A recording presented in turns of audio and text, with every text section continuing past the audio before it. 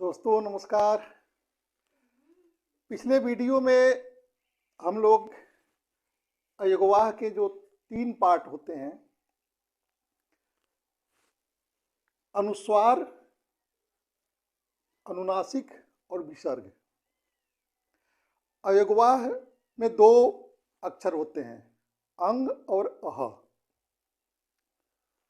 तो जो अनुस्वार होता है उसमें भी 2 होते हैं, अनुस्वार और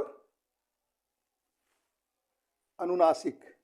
तो अनुस्वार का चिन्ह ये है और अनुनासिक का चिन्ह ये है। अब बच गया विसर्ग, ये विसर्ग। तो आज हम लोग विसर्ग पर ही डिस्कस करेंगे। विसर्ग का चिन्ह ये है, 2 बिंदी होता है और मात्रा ये है। इसका मतलब होता है फेंकना या परित्याग करना। तो विसर्ग मूल रूप से उच्चारण में ही काम आता है। अगर उच्चारण करना हम ठीक से समझ गए तो विसर्ग हम अच्छे से समझ गए। लेकिन कुछ छोटे छोटे तथ्य भी होते हैं, तो पहले उन तथ्यों को हम लोग जान लेते हैं, फिर जानेंगे कि उच्चारण कैसे होता है। तो देखिए, तत्सम यानी विसर्ग तत्सम है। तत्सम का मतलब संस्कृत के आए हुए वे वर्ण जो ज्यों का त्यों हिंदी में आए हुए हैं उनको तत्सम कहते हैं। जैसे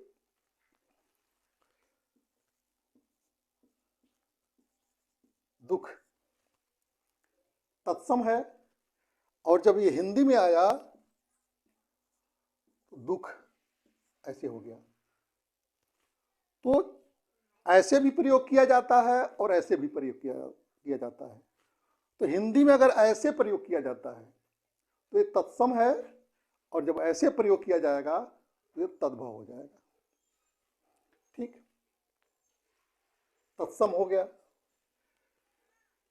प्रारंभ या अंत, जो विसर्ग होता है ये किसी भी शब्द के या तो प्रारंभ में आता है या तो अंत में आता है, ये बीच में नहीं आ सकता।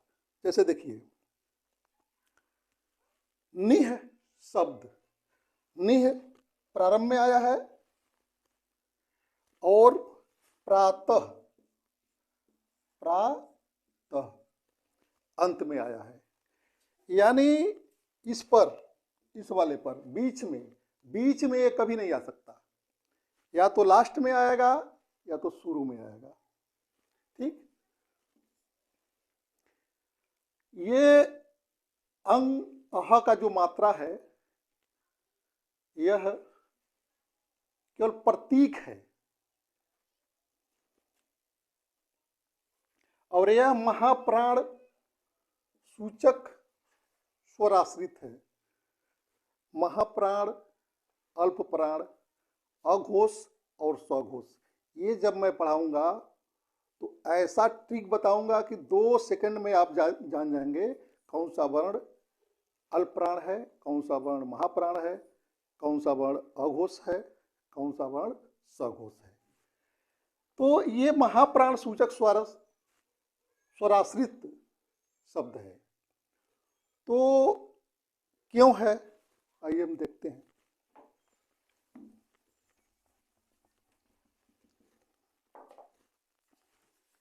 देखिए, जैसे ख, ग, घ, न,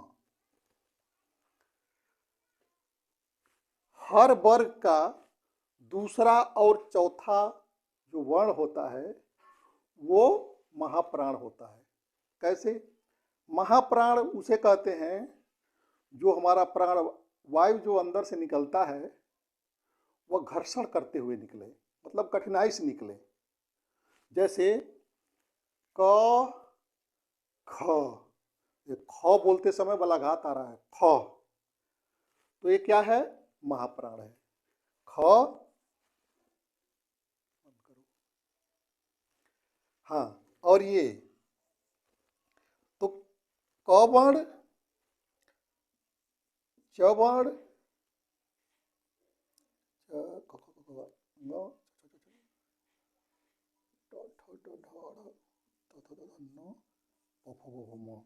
ये पांचों वर्ण का, पांचों वर्ग का चलिए लिख दे रहे हैं ज झ ञ ठ ठ ड ढ ण त थ द ध न प फ ब भ और म। तो देखिए हर वर्ग का दूसरा और चौथा ये क्या होता है? महाप्राण होता है। तो 5 5 दूना 10, 10 हो गया। उसके बाद उष्म संघर्षी स ख स ह, स स सॉरी बड़ा सा रहेगा, स हाँ, ये 4 ये होता है और एक ढ़ होता है, ढ़ ये वाला, ये ढ़ तो एक ये हो गया। कुल 15 अक्षर, 15 वर्ण होते हैं महाप्राण सूचक। और जब हम इसको बोलते हैं तो हमारा आवाज थोड़ा बल लगा करके बाहर आता है। तो उसी प्रकार से ये भी है, इसका जब उच्चारण करेंगे तो थोड़ा सा बल लगाना पड़ेगा। ये हो गया। सहस्वनिक ध्वनियां, सहस्वनिक ध्वनियां कौन होती हैं?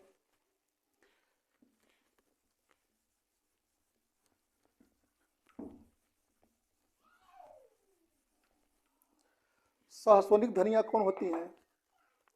ऐसे वर्ण जो एक ही वर्ण हो और 2 जगह प्रयोग किए जाएं। जैसे ट और त, ट और त दोनों टी से ही होते हैं। ठ और थ ये टी एच से होते हैं। तो ये दोनों क्या हैं? सहस्वनिक ध्वनियां हैं।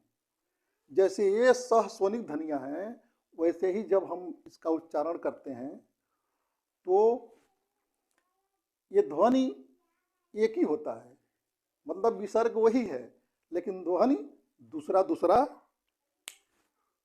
उच्चारित होता है। जैसे ये हो गया, आइए देखते हैं। देखिए लिखा है केशवः, तो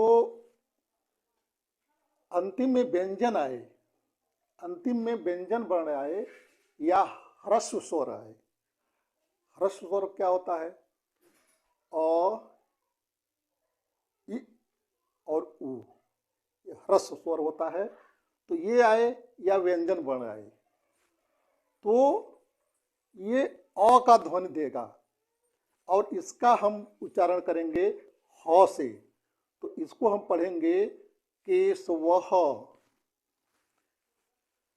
ये देखिए वाला, अगर आ आए, आ के बाद विसर्ग आए तो इसका उच्चारण आ होगा, इसमें जुड़ेगा और इसको हम पढ़ेंगे बालाहा।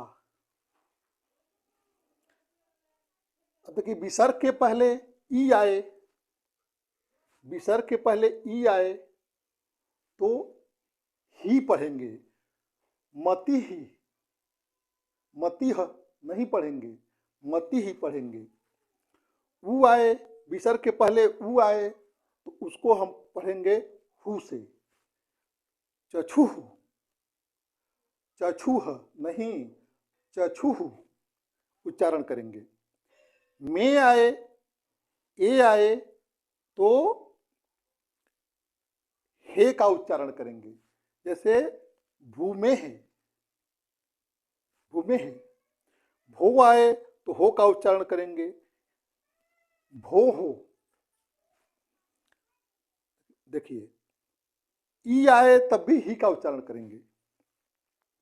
विसर्ग अगर आता है बीच में तभी ही का उच्चारण करेंगे।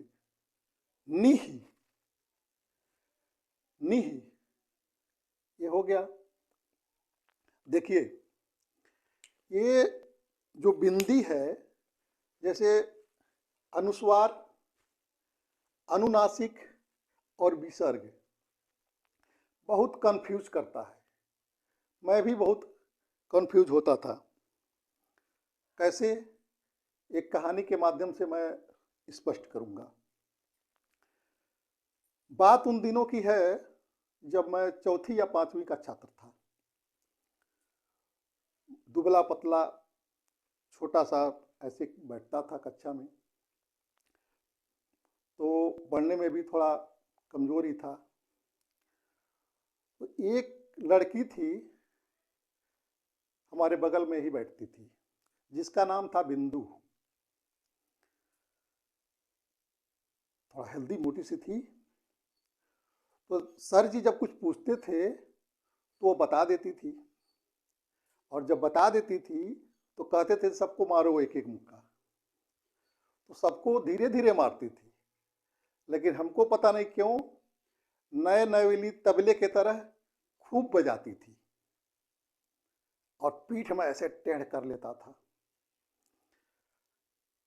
पढ़ने नहीं जाना चाहता था तो घर पर धुलाई होती थी, पढ़ने जाता था तो बिंदु धुलाई करती थी। अब दोनों के बीच में मैं फंस के रह गया था, तो मैंने बीच का एक रास्ता निकाल लिया। पहले पानी चलता था ढेकुल से, तो हत्थे से पानी उधा जाता था, तो इतना जगह बन जाता था। गेहूं के खेत में मार्च का महीना था और स्कूल मॉर्निंग वाला चल रहा था, तो मैंने बीच का रास्ता ही निकाला कि मैं उसी गेहूं के खेत में ही पढ़ूंगा, न घर रहूंगा न स्कूल जाऊंगा। 2 दिन मैं जा करके वहीं पढ़ता था, और जब टाइम हो जाता था तो घर पहुंच जाता था। तो संजोग से मेरे बगल वाले एक थे, चाचा लगते थे, वो कहीं गए थे, सर जी हमारे मिल गए। वो कहे कि अरे वो बच्चा पढ़ने नहीं आ रहा है। तो कहे नहीं, रोज तो आता है। कहा अरे एक को दिन नहीं आ रहा है। तो घर आकर कहे तो घर वाले बोले कि ठीक है, ये जब कल चलेगा तो इसके पीछे पीछे देखा जाएगा कि कहाँ जाता है। तो कल मैं सुबह जब नहा धो करके कपड़ा वपड़ा पहन करके चला, और गेहूं के खेत में जैसे घुसा, वैसे पीछे से लोग देख रहे थे हमारे घर वाले, और वहाँ पहुँच गए और बहुत अच्छे से खातिरदारी किए। उसके बाद घर लाए, पूछने लगे क्यों पढ़ने नहीं जाते हो। मैंने बताया कि ये बिंदु नाम की लड़की है और मारती है सबको, धीरे धीरे हमको खूब धोती है। कहा अच्छा ठीक है, ऐसा करो कि कल जो चैप्टर पढ़ाया जाना है उसको आज ही तैयार कर लो, और जब तुम बता दोगे तो तुम उसकी धुलाई करना। तो मैं क्या करने लगा कि कल चैप्टर जो पढ़ाया जाना है उसको आज ही खूब बढ़िया से तैयार कर लेता था। घर वाले सहयोग कर देते थे, और सहयोग करने के बाद और उस पाठ पर हमारा अच्छा पकड़ हो जाता था। उसके बाद मैं गया पढ़ने, तो सर जी जो चैप्टर पढ़ाए और उस चैप्टर से संबंधित सवाल पूछे, तो बिंदु नहीं बता पाई और हमने बता दिया। तो सर जी कहे वाह वाह, एक एक मुक्का सबको लगाओ। अब हमको लगता था कि मैं ही विजेता हूँ, सीना फुलाते हुए मैं एक एक मुक्का सबको मारा। लेकिन जब बिंदु की बारी आई तो जितना जोर हमसे हो सकता था, मैंने सोचा कि रोज रोज का बदला आज ही निकाल लूं, और इतना तेज मारा घमाक से, और बिंदु पीठ टेढ़ करके ऐसे हो गई। दिन भर बिंदु हमारे तरफ देखी नहीं, न बोली। कल जब मैं पढ़ने गया तो हमको देखते ही नजर झुका ली। तो हम बोले बिंदु नाराज हो क्या? कही, हाँ इतना तेज मार दिए, मेरा पीठ टूट गया, मैं रात भर रो रही थी। तो हमने कहा लेकिन तुम कल तो नहीं रोई थी। तो कही कि कल मैं काजल लगाई थी ना। तुम कहे काजल से और मार से क्या मतलब है जी? तो कह रही मैं रोती तो कजलवा बह नहीं जाता। ये कही, आया गया हो गया। कल मैंने एक सपना देखा और सपने में वही बिंदु आ गई। तो बिंदु को देख करके मैंने बोला, जाने क्यों डूब जाता हूं, जाने क्यों डूब जाता हूं हर बार तुम्हें देखकर, जाने क्यों डूब जाता हूं हर बार तुम्हें देखकर। एक दरिया है या पूरा समुद्र है, एक दरिया है या पूरा समुद्र है तेरी बिंदी में। मैंने कहा तेरी बिंदी में, तेरी बिंदी एक दरिया है कि समुद्र है कि मैं तुझे देखते ही उसमें डूबता हूं और डूबते ही चला जाता हूं। तो उसने जवाब दिया, जवाब क्या दिया, भारत माँ के भाल पर, भारत माँ के भाल पर सजी स्वर्णिम बिंदी हूं मैं, भारत माँ के भाल पर सजी स्वर्णिम बिंदी हूं मैं भारत की बेटी आपकी अपनी हिंदी हूं मैं, आपकी अपनी हिंदी हूं मैं। तो इस तरह से मैं बिंदु की बात नहीं कर रहा था, मैं हिंदी की बात कर रहा था। तो बिंदु पर जो अच्छे से अध्ययन कर लिया वो हिंदी उसके लिए बहुत आसान हो जाएगा। इन्हीं बातों के साथ हम मिलते हैं अगले वीडियो में।